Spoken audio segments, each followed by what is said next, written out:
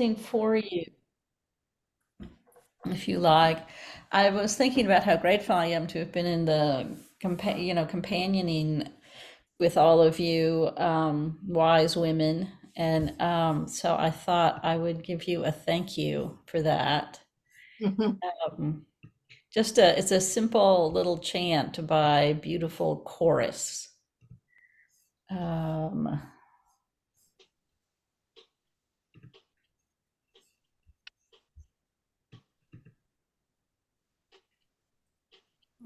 Oh, I love it. Thank you for your blessings. Thank you for your blessings. Your guidance is wise indeed. Thank you for your blessings. Thank you for your blessings. Your lessons live on in me. Ooh, thank you, thank you, thank you. Ooh, thank you, thank you. Ooh, thank you, thank you. Ooh, thank you, thank you. Ooh, thank you, thank you. Ooh, thank you, thank you. Ooh, thank you, thank you. Ooh, thank you. Thank you for your blessing. Thank you for your blessing. Your guidance is wise indeed. Thank you for your blessing. Thank you for your blessing. Your lessons live on in me. Ooh, thank you, thank you. Ooh, thank you, thank you. Ooh, thank you. Ooh, thank you, thank you. Ooh, thank you, thank you.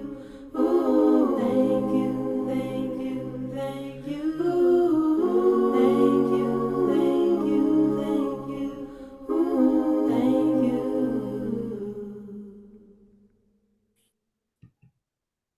Mm, it's nice.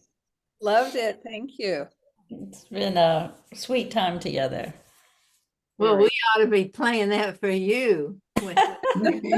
Truly. Us, it's These blessings, they just flow. They don't care what belongs to who. They just flow around among right. us. Yes. And when Mhm. someone puts that out, like you, then everybody feels it. Yeah. Mm, Mhm. mm. Well, this is our last time in this setting together. Um, I'm sure we'll keep connecting in different ways. Um, this last chapter I did was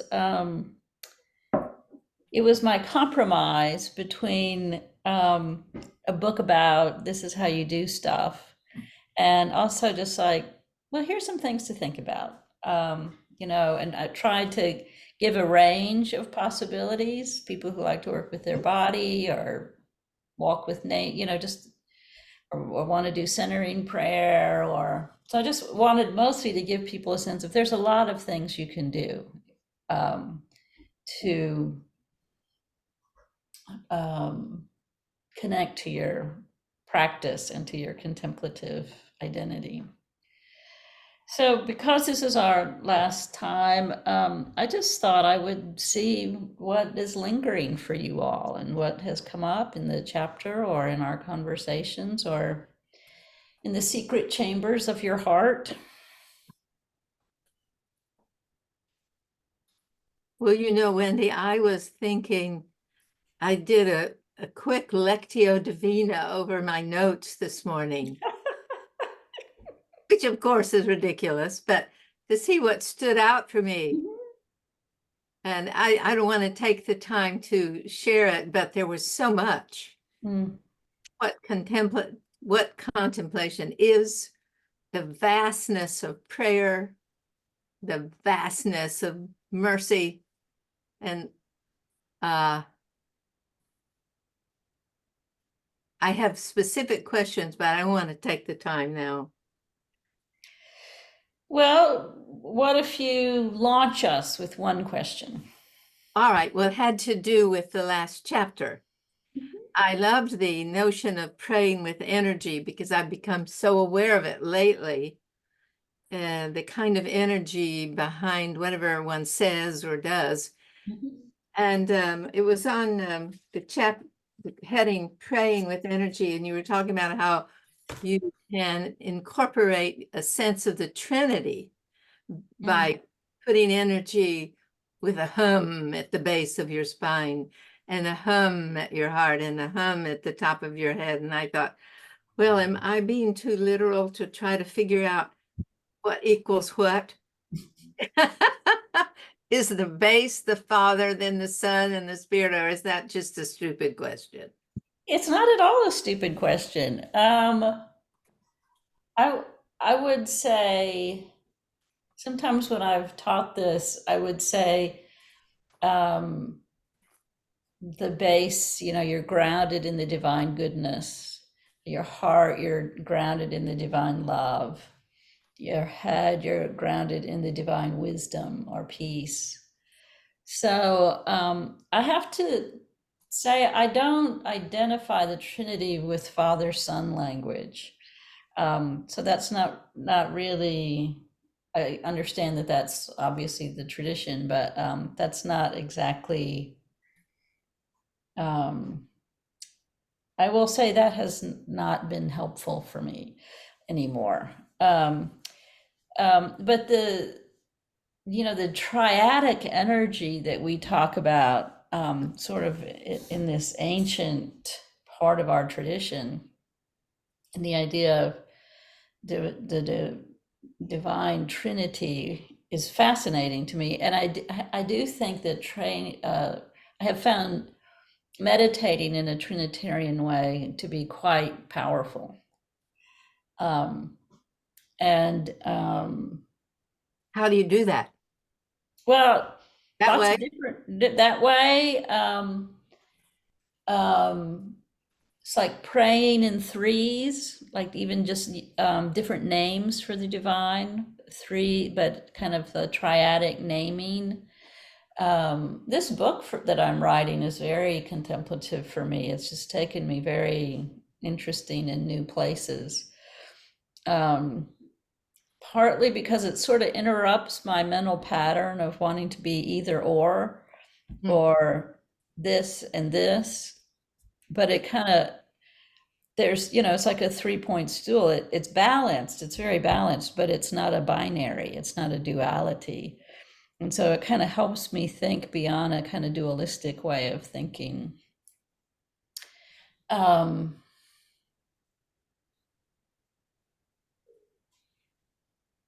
I've been Go ahead. struggling with Trinity now for several months. Hmm. And, what is this? And it, obviously I need to cut loose from the old ideas. Cynthia Bourgeault at one point said, you need the third force, Hmm. that you have a connection between two entities, but until there's a third, it's encapsulated, it doesn't move out. Mm-hmm. But when two can love together a third, then that's kind of that familiar icon that and welcomes everything. Mm-hmm. Yeah, I think there is this, there is this fascinating ancient wisdom that got, woven into our tradition very early on. And reading how different people have worked with those ideas is interesting. I mean, Augustine is one of the more famous. His book De Trinitate is actually one of my favorite, maybe my favorite of his. And he does this he does a lot of sort of triads. And so, you know, there's a thought, an object of thought, a thinker. And it's almost like ascending imagery. There's love, there's the beloved, and there's love itself. And so there's this duality that's connected, and that creates a kind of energy that isn't, and a kind of vitality that, and I think you're right. There's an inclusiveness there. It's not just me and you, honey. It's like a community. Right.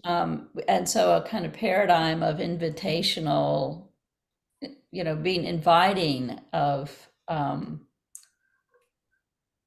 being in community, not just a dyad. Right. So I guess, like, I mean, you know, Father, Son, Holy Ghost, you know, there's just so much patriarchal nonsense in all of that, and sort of the way that gets reified. But and I think that's one reason it's fun to think triadically, because you come up with a lot of different ways of thinking about divine energy, divine relationality, divine goodness, that isn't just trapped in this patriarchal, Right. you know, Yeah. model. Thank you. I'm glad I spoke up. How about others of you? Anything that struck you about this week, or the weeks we've been together? I did the same thing Kay did, went back through my notes, but it's more than that, because back when we read chapter 3, forget the title of that particular chapter, but in there I made a personal note, you know, my thought, and I love you equals I care about your well-being, but more importantly, you also suggested or caused me to put together St. Augustine's comment about, I want you to be. Mm-hmm. I want you to be. And it stopped me, and it has stopped me several times in relationship with husband and so forth. And, you know, when I want to change something about the way he approached something, or change the way he responded, or change his grammar. He's an Israeli Jew. So, you know, there's some things that I trip over, but I keep remembering that I want you to be. And if I start this harangue, it gets me into trouble. And it's been very helpful to, I love you is the same as I want you to be. Yeah. It's a lovely thought. Thank you. Thank you for that. I love the way, you know, you read something and you don't necessarily remember what they said, but what you remember is what it meant to you. Yeah, I feel. Yeah, which is the most important thing, of course.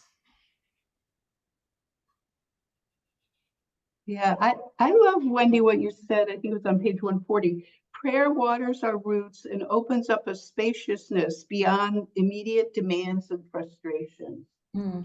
And I have felt that so often in my life. And when people ask me to pray for them, I always try to start big, usually with nature, and not with their problem that they've asked me to pray for.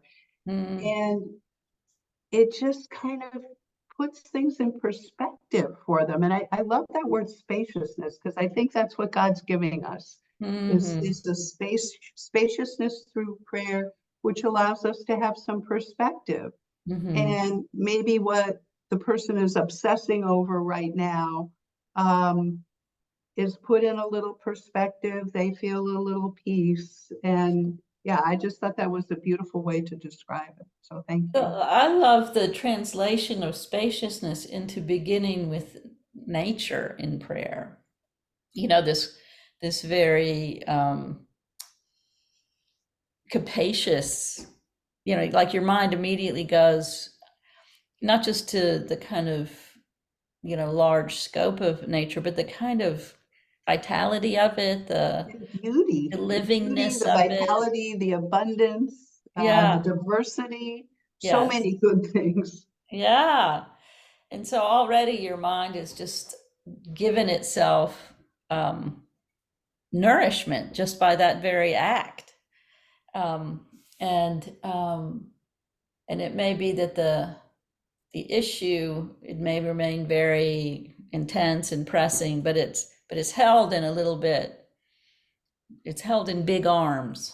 Mhm. Yeah. I was struck by how you summarized the whole chapter in one sentence, which was your practice is your life. I like that too. Yes. know, It's how you are in the world. Yeah. I've got a big circle around that one too. Well, yeah. I was asked to talk Sunday night to a group. It was somebody in the spiritual direction program who is a pastor and is running or co-running a training on spiritual formation and companioning, spiritual companioning. And there were 60 people, I think, which I thought was pretty cool that she had gathered that many people to do that program. And we were talking, they'd asked me to talk about dispositions.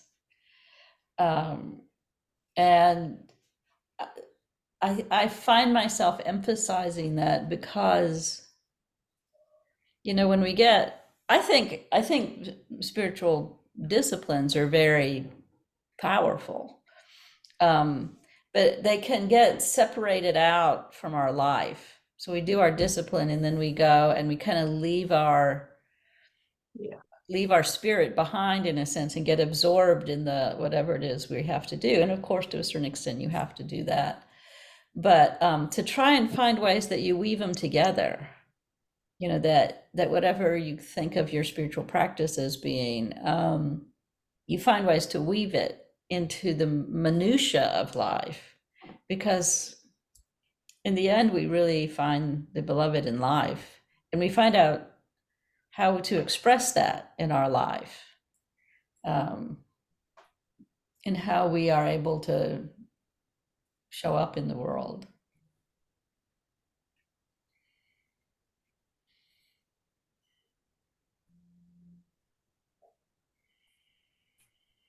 Yeah.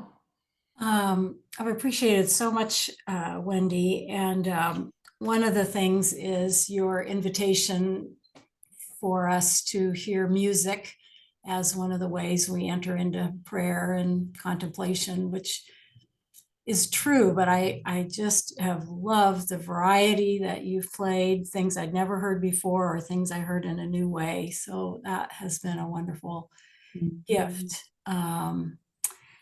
And I want to share something that I read this morning about from my younger son, and just what you said about the life that we have and noticing is part of our daily life, whether people use religious language or not. And he is a mountain biker and a photographer.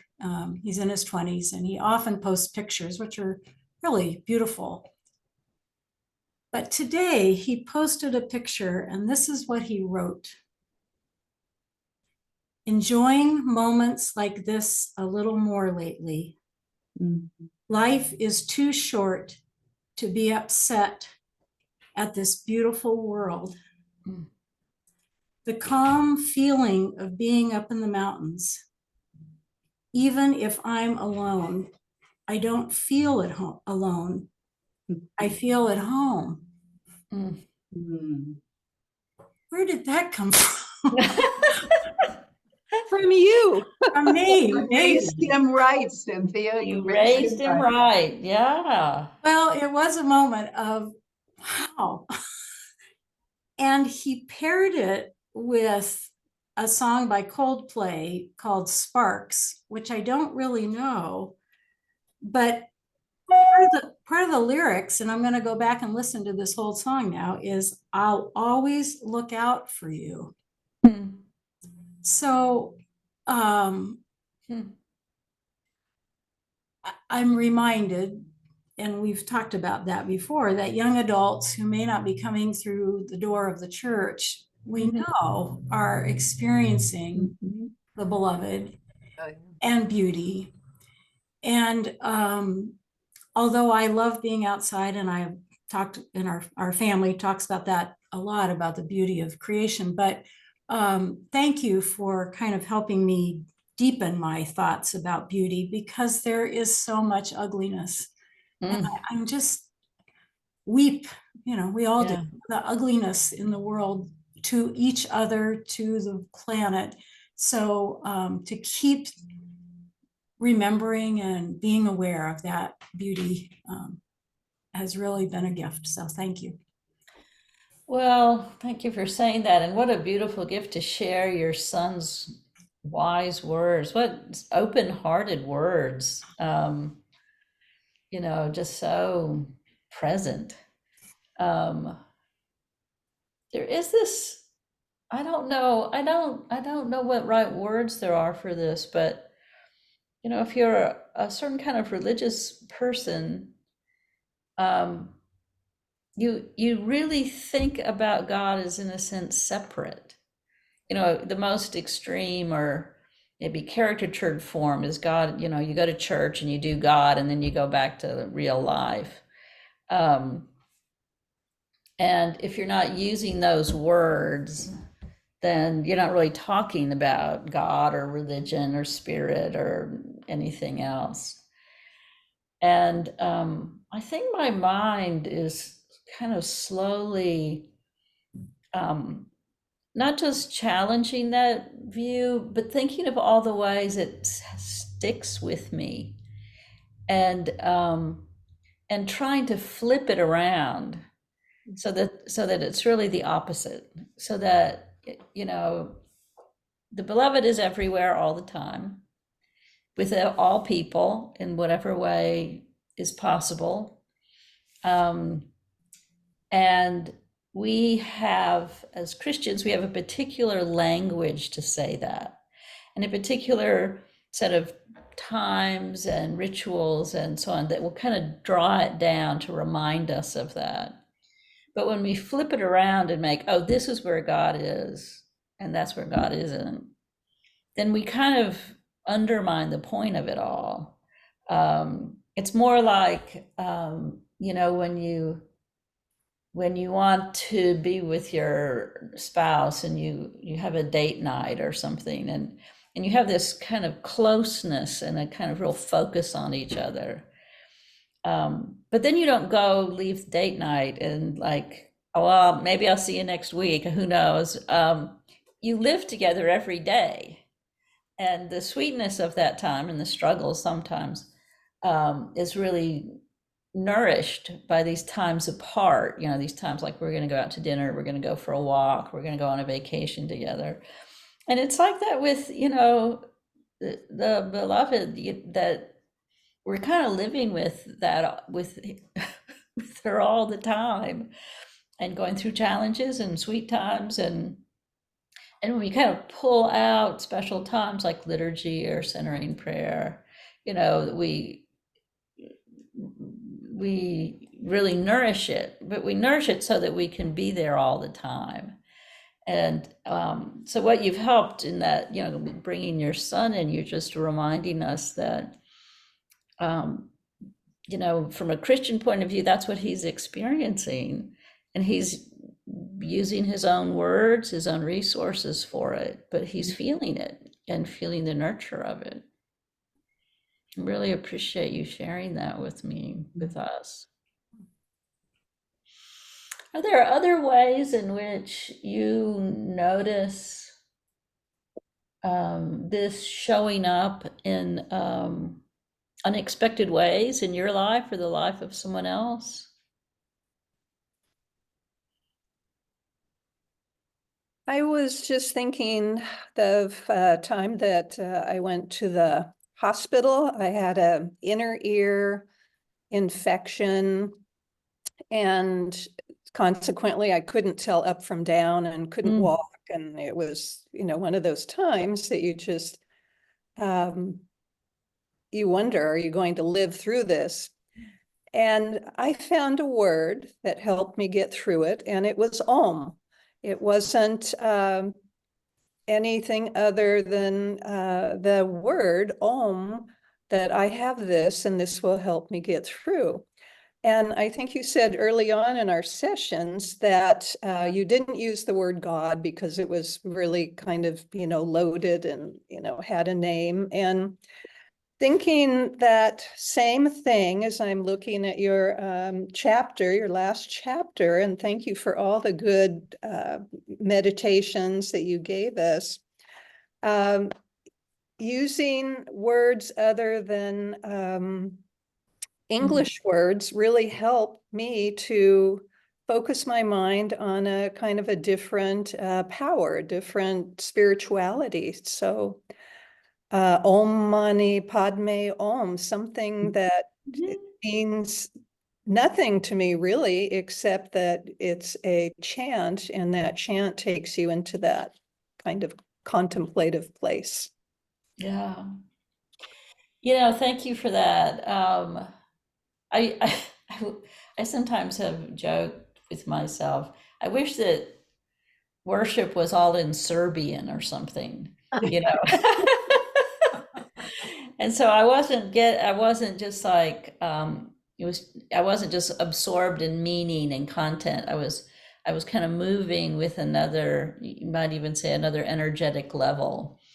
And for a Presbyterian like myself, thinking that for 1,000 or more years, primary form of worship in Christianity was in a language nobody understood. Right. And I'm like, well, what's that about?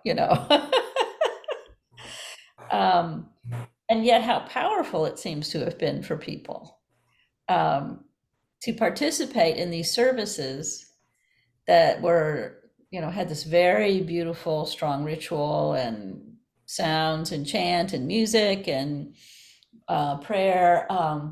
But that, and I don't mean like the homily was in a different language, but so much of it was in a language they didn't know. And that you just move into this sacred space that isn't content driven.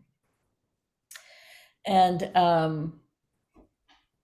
I also like to chant in languages I don't know. Or the way I think I played that Daniel's Yoik for you one, yeah. And it's not words, but it just takes you to such a profound place. So I'm so glad you found in that, completely upside down, I don't know where up and down is, fear and discomfort, and that you found this kind of anchor. And it was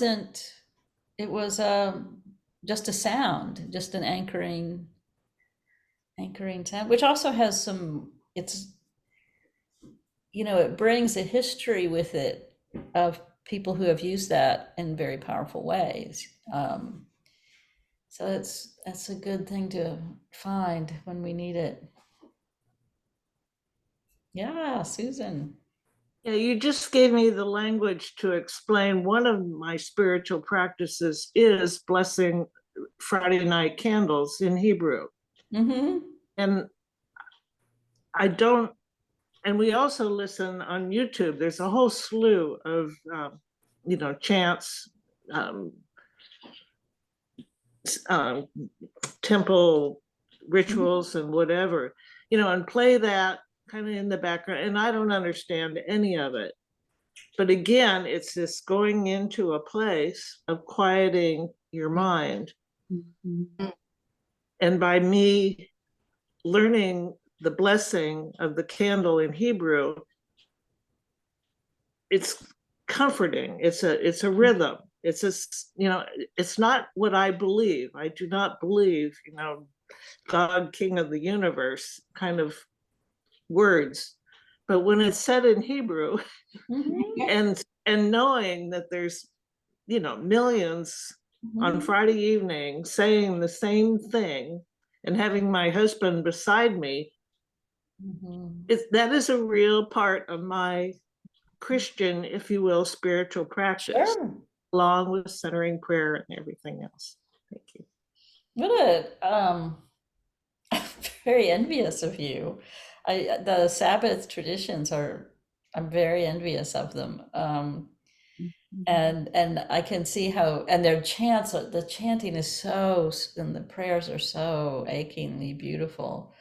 And when you don't have to know the words, or you know them, I guess, but you're actually chanting it's the kind of language and sounds. You don't have to get up distracted by imagery that you might not appreciate in English. But yeah, what a beautiful, beautiful practice you and your husband have. Yeah, Lorna. When we traveled in India and Tibet, we visited a lot of temples. And at first I thought, well, I hope people don't think we're appropriating here, because I had no idea what we were saying, but I was so in it with them that there was like no separation. And it was as worshipful as any church or synagogue that I've been in. What a great experience. Well, you feel the sacred, you feel the sacred in those temples. I'm sure were, really endowed with so much prayer. And, speaking of, as we started earlier, thinking about energy, just so like places absorb energy, and you were in a place just really deep in prayer, and that you recognized it and could be fully present. That's a beautiful thing. When did you go? Oops. When? Mm-hmm. About 10 years ago. Beautiful.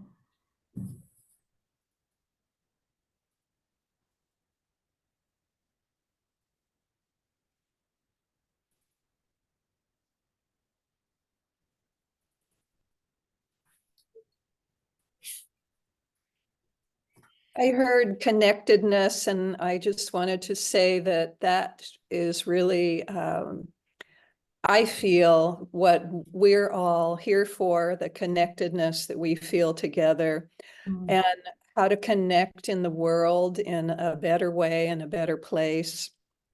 And I just also wanted to say that part of my practice is using gummies, which are a little bit of THC, a little bit of CBD, relaxes my mind. It gets me on some different neural pathways, and especially if I'm feeling negative about something, dwelling on something, it totally connects me like to everything and everybody. I think of it like mycelium around the world, and we're the blossoms of the mycelium. And it's been a help for me, as sometimes my mind starts to close down on itself. Well, we humans have probably been assisted by various kinds of mycelium and THC and whatnot for a very, very long time. Oddly, my son was at dinner with us, and he said something very similar about, we were talking about interconnectedness, and he says, yeah, we're all just mycelium.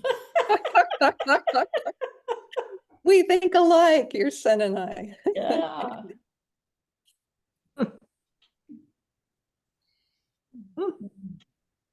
Well, that's, to have, I love hearing your all the different ways you bring in different resources, practices, experiences, Om and mycelia and THC and Tibetan chant and all kinds of things that are, Hebrew chant. You're a very, very rich community.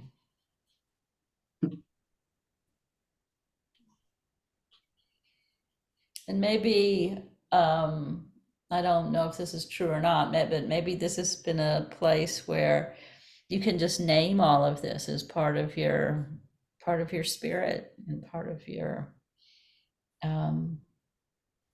practice, part of your journey, part of your community. I kind of want to start thinking about all of you gathering together and smoking joints together and chanting in Hebrew. How about micro dosing? There you go. We haven't tried that in Centering Prayer yet. I can bring the chocolate bars. Michael Pollan does live in your community, though, in San Rafael up He there. does? Yeah, yes, he's the one that wrote the book, Botany of Desire and How to I Change know. Your How Mind. to change your mind. Yeah.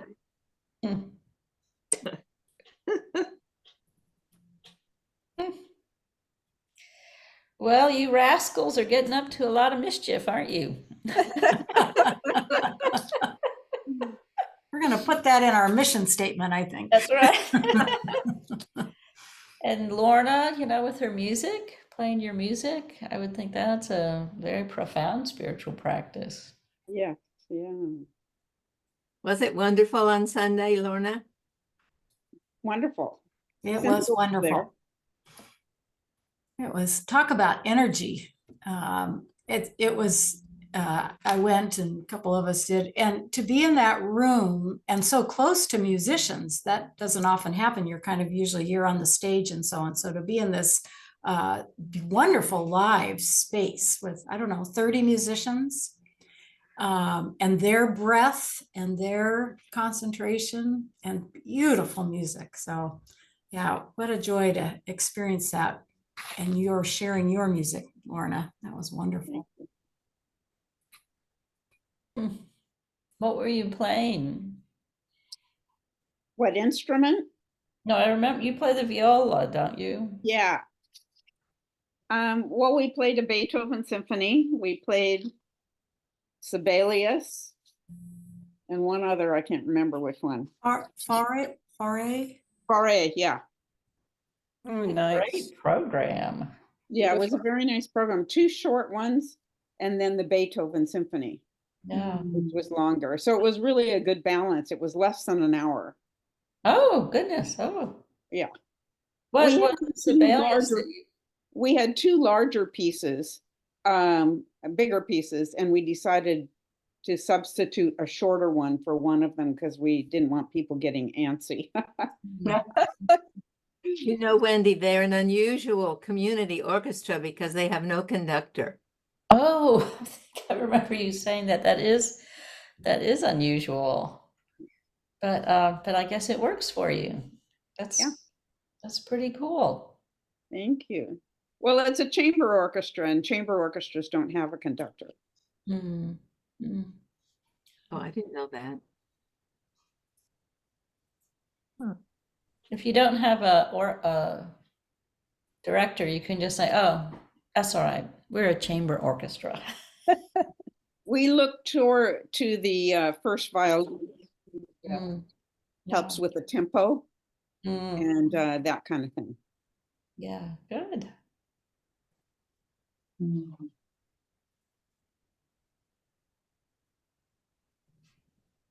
Okay, what's another one of your questions?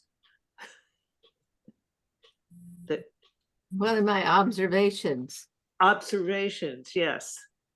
Well, this book took me back to remembering how panicked I was in April, the end of March 2020, when Rua and I were supposed to give a seminar on contemplation, and I realized I wasn't prepared to do that from my own experience and what I knew, and I was scared to death about it. And fortunately, it was called off because of COVID. Yay, COVID. And you know, this is really answers so many questions about contemplative living. For me, the dispositions part was the most powerful. That I will go back to kind of regularly. But freedom from your own egocentrism, intimacy without words, which we were just talking about, a repatterning of your life and your values, addressing your unconscious habits, which can only happen in daily life, really. Sensing the nearness of the beloved within, making peace with our limitations, first of all, recognizing them, big ones, and discovering our own inner beauty. That's a life's journey, isn't it? All that. Sure. More than a life journey, Kay. I know. Yeah. Yeah. That's right.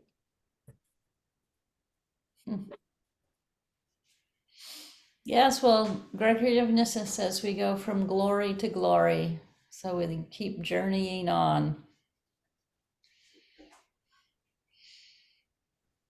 Well, that brings me to, oh, there's this mystery man.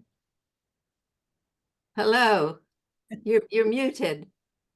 Yeah, I'm muted. I'm sorry. I'm outdoors in Chicago, and I have loved this book, and so I've just been listening very carefully. But this is a treasure trove for me.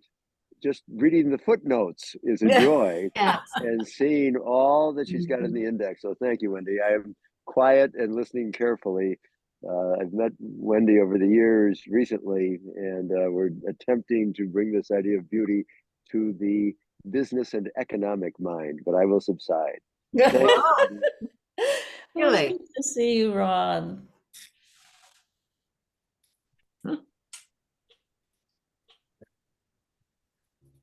Were you saying something, Kay?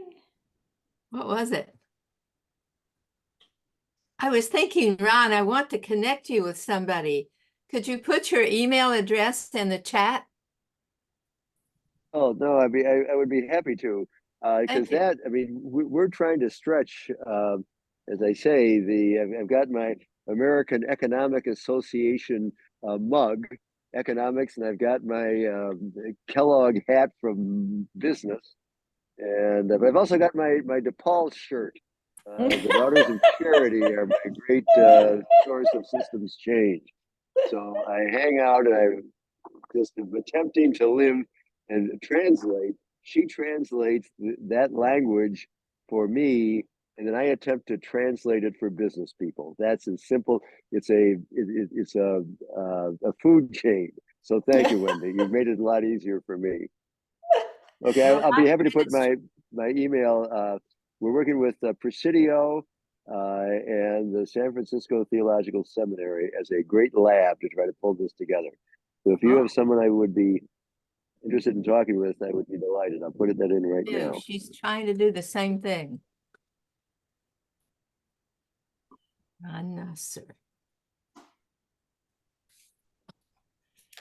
My partner is someone who does money and meaning.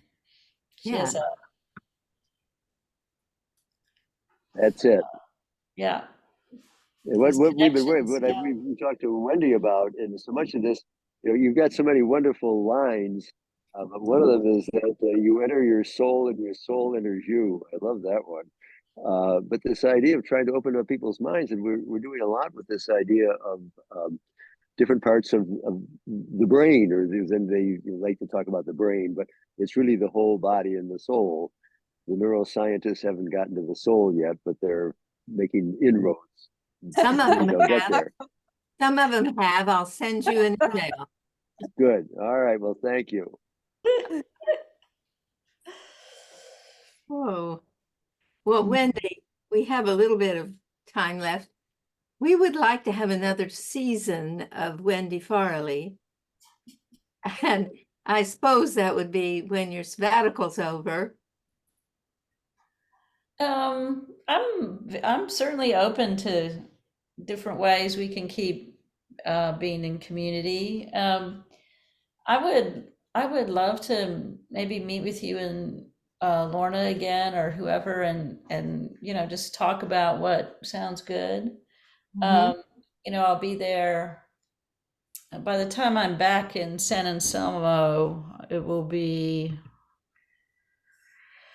April. Yeah, the week of the 22nd is when I'll really be back, and I'll be there for about 1 month. Graduation, I think it's the 18th. And then I head out on the 19th. Okay. Wendy, what is the book that you mentioned? You're working on another book? Yeah. It's a long, I think it's over 300 pages at the moment.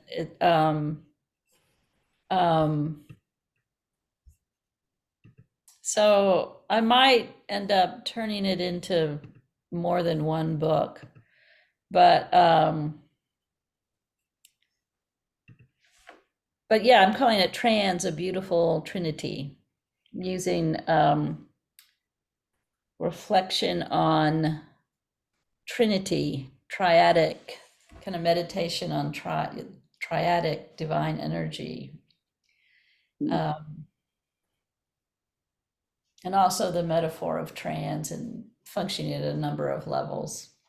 So I'm having a lot of fun with it.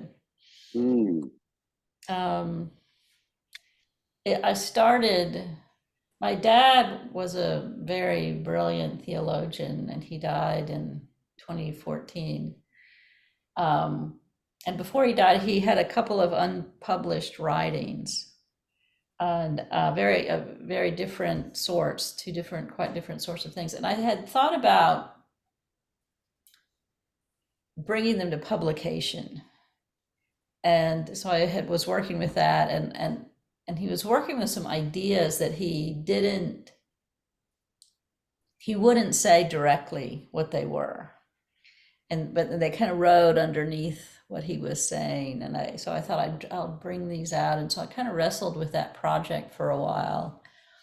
And then I just had this clear sense that my job was not to, I had this sense my dad wanted to teach me something, but he didn't want to teach it to me by me,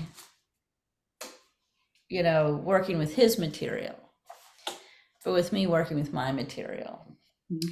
So I've been exploring ideas that, I don't know how to put it, that he wouldn't speak and that maybe can't be spoken, but I feel very accompanied in this writing. You sense them between the lines in some of his writing. Yeah. What did you say, though? Did you say, Wendy, what you thought he was saying? Did I hear bringing values, or did I hear? No, I looked at him once, and something about his face. I said, we were just sitting around chatting in the family, and I glanced over, and I said, it must be really lonely to know things you can't say. Ooh. And he smiled this beautiful beatific smile at me, and he said, if I could say them, they wouldn't be what they are. Whoa. Oh my gosh, Wendy. So I'm writing about what you can't say. And Marguerite Perret says, everything we say about the divine is loving lies. Yeah. Oh yeah. And So I'm writing about what we can't say. But by doing this work, my mind is going deeper into this place that is unsayable. So I don't really care what happens with the book, whether it's one book or 5 books, whether it gets published, whether anybody reads it, whether, who knows. But the working on it is for me a really powerful practice. It's a So I'm meditation. looking forward to my leave, so I can really just drop deep into this project, this practice. Mm. Well, Wendy, I invite you to take your time. Thank you. Yeah. I appreciate that, but tell me why you say that. Because I can tell it's a sacred experience that you're experiencing. Yeah. Well, I felt that in this book too. There were times when you were deep in the arms of the divine and it was just flowing. Mhm. And And you I'm were s- listening. You Yeah. were listening to lots of souls. I'm still in the Catholic tradition barely, but one of them I still love is the communion of saints. Your father is not gone, is he? Yeah. Yeah. I'm so glad you brought your father into it because in thinking of the beloved, so much of what I think of is they're my ancestors, they're my great aunts, they're my grandmothers, they're the people that are from whence I came that are watching over me today. Yeah. I don't remember if I've mentioned, I think I mentioned it in my book, but Rosemary Freeney Harding's book, Remnants. It's one of my favorite books, and I make all of my students read it. She was a mother of the civil rights movement. The book is not, it has she does talk about that in a section. It's not really about that. It's really about this multi-generational line of mystic women. And when you said that, it made me think that she really takes you into a world where there's this, inheritance over many generations of this spirit of nonviolence and non-hatred. And a kind of, and she says it a number of times, we didn't talk about it.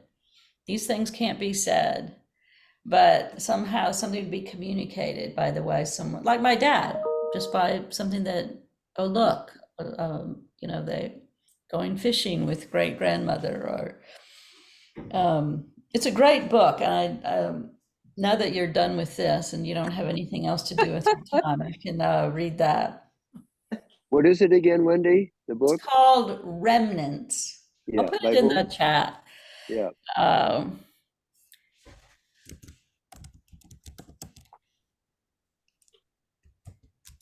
It has a subtitle, but I won't. Let's see. Rosemary Freeney Harding. And it's actually, it's in her voice, but it was actually her daughter, Rachel, who's about my age, who puts it together and gets it published. Really Harding. Okay.